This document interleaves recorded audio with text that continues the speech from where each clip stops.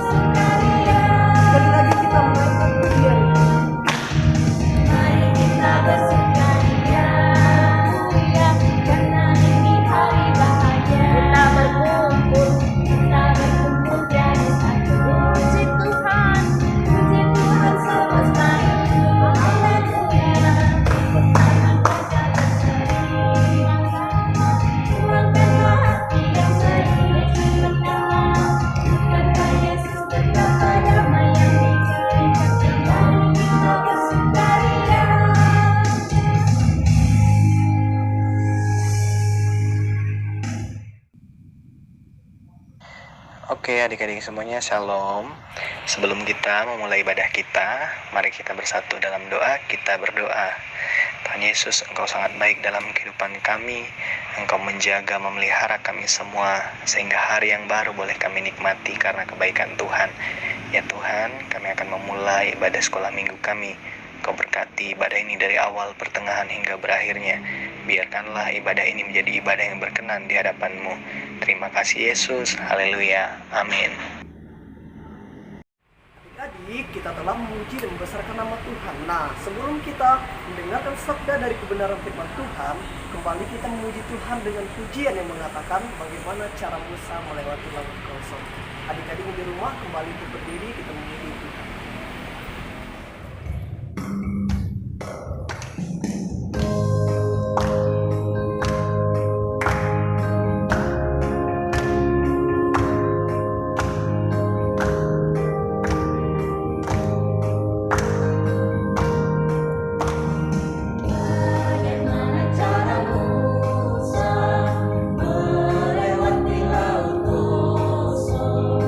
Bagaimana cara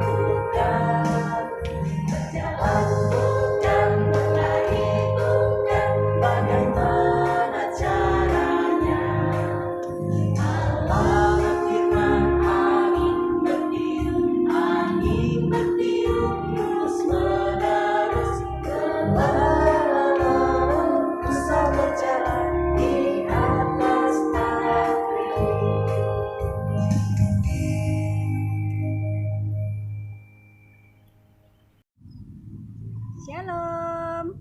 Nah, sekarang saatnya kita mendengarkan cerita firman Tuhan.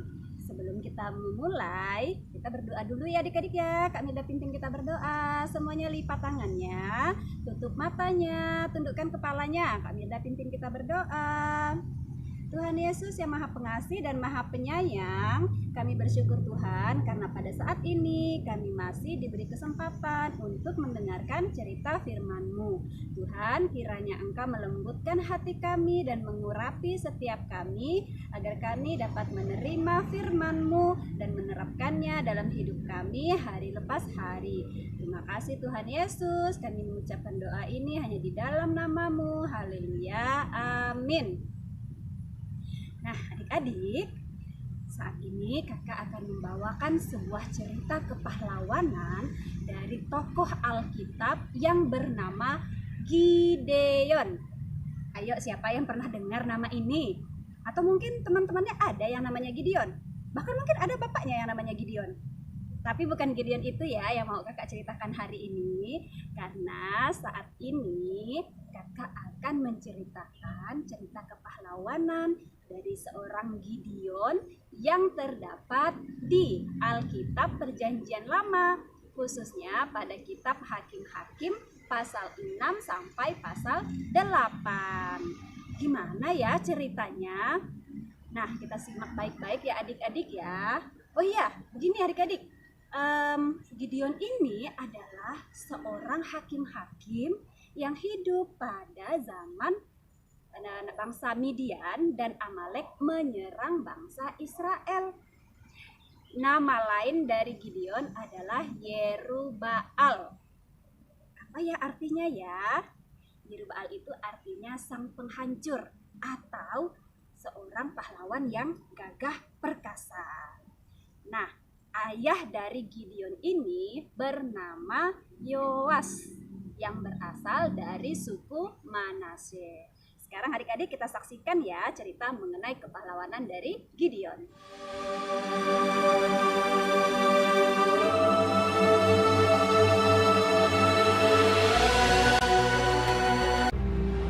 Tetapi orang Israel melakukan apa yang jahat di mata Tuhan.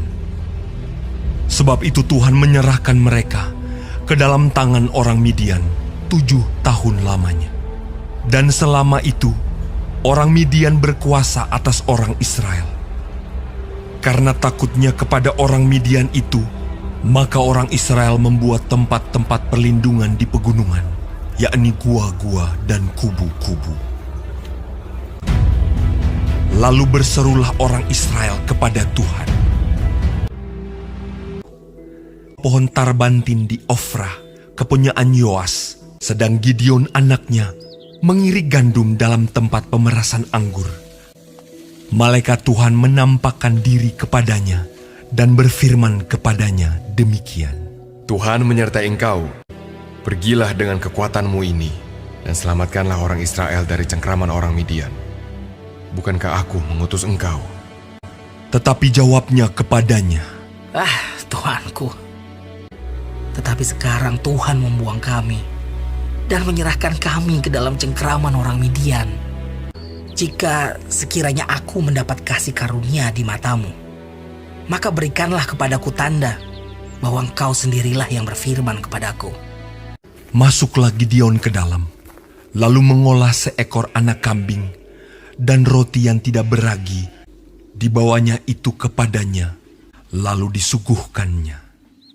Maka timbullah api dari batu itu dan memakan habis daging dan roti itu. Maka aku membentangkan guntingan bulu domba di tempat pengirikan.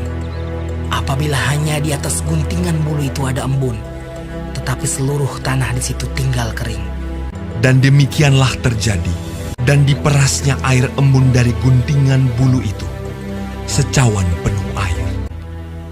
Sekiranya yang kering hanya guntingan bulu itu, dan di atas seluruh tanah itu ada embun.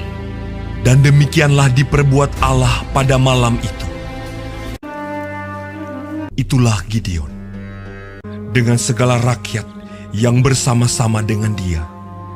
Lalu mereka berkemah dekat mata air Harod. Berfirmanlah Tuhan kepada Gideon, Terlalu banyak rakyat yang bersama-sama dengan engkau itu. Siapa yang takut dan gentar, biarlah ia pulang. Lalu pulanglah 20.000 orang dari rakyat itu, dan tinggallah 10.000 orang. Tetapi Tuhan berfirman kepada Gideon, Masih terlalu banyak rakyat. Suruhlah mereka turun minum air. Maka aku akan menyaring mereka bagimu di sana. jumlah orang yang menghirup dengan membawa tangannya ke mulutnya ada 300 orang. Tetapi yang lain dari rakyat itu, semuanya berlutut minum air. Lalu berfirmanlah Tuhan kepada Gideon, Dengan ke-300 orang yang menghirup itu, akan kuselamatkan kamu.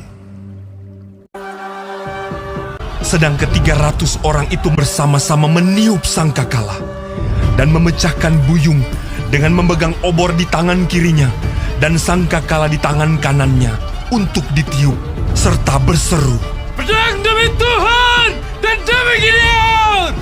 Sementara itu, tinggallah mereka berdiri, masing-masing di tempatnya, sekeliling perkemahan itu. Tetapi seluruh tentara musuh menjadi kacau balau, berteriak-teriak dan melarikan diri. Maka di perkemahan itu Tuhan membuat pedang yang seorang diarahkan kepada yang lain. Lalu larilah tentara itu. Mereka mengejar orang Midian itu. Banyaknya yang tewas, ada 120.000 orang yang bersenjatakan pedang. Demikianlah orang Midian tunduk kepada orang Israel. Maka amanlah negeri itu 40 tahun lamanya pada zaman Gideon. Nah, gimana adik-adik? Seru kan ceritanya? Luar biasa loh. Jadi, Gideon ini awalnya sempat merasa takut dan khawatir ketika harus menghadapi bangsa Midian dan bangsa Amalek. Kenapa dia takut? Karena jumlah bangsa Midian dan bangsa Amalek jauh lebih besar dibanding bangsa Israel. Ya, wajar aja sih kalau Gideon merasa takut. Coba adik-adik bayangkan nih, 5 lawan 10. Nah, kira-kira yang menang siapa? Pasti yang menang adalah yang jumlahnya 10. Seperti itulah kira-kira. Tapi karena ada petunjuk dan pertolongan dari Tuhan, maka Gideon bisa mengalahkan bangsa Midian dan bangsa Amalek. Tapi mereka sebenarnya tidak yang berperang langsung adik-adik. Tapi karena strategi perang dari Gideon, mereka berhasil membuat tentara Midian dan tentara Amalek lari kocar-kacir. Akhirnya bangsa Israel bisa bebas dari penjajahan oleh bangsa Midian dan bangsa Amalek. Nah adik-adik, seperti juga kita semua pada saat ini. Walaupun kadang-kadang kita sering merasa takut, kita merasa cemas, kita merasa khawatir, tapi jangan lupa bahwa kita punya Tuhan yang luar biasa yang sanggup memberi pertolongan ketika kita memang membutuhkan pertolongan dari Tuhan. Ingat ya adik-adik ya, kita selalu berdoa. Karena doa adalah kekuatan dan nafas hidup orang percaya. Nah, sekian dulu cerita mengenai Gideon pada saat ini. Adik-adik ingat ya, selalu belajar. Apalagi kalian sekarang udah mau ulangan kan, yang sekolah nih ya. Jadi rajin-rajin belajar ya, supaya nanti nilainya baik ya. Ya, sekarang kita tutup dulu cerita firman Tuhan pada saat ini. Kita berdoa, kami pimpin kita berdoa. Buka tangannya, tundukkan kepalanya, tutup matanya ya. Tuhan Yesus yang Maha Kuasa, kami baru saja telah mendengarkan cerita firman-Mu tentang kisah kepahlawanan dari seorang bernama Gideon yang luar biasa. Kami percaya Tuhan bahwa hanya kekuatan yang datang daripada-Mu lah yang memampukan kami untuk menjalani kegiatan kami hari lepas hari. Makasih Tuhan, kami menyerahkan seluruh hidup kami hanya kepada-Mu, hanya di dalam nama-Mu kami berdoa dan mengucap syukur. Haleluya, amin.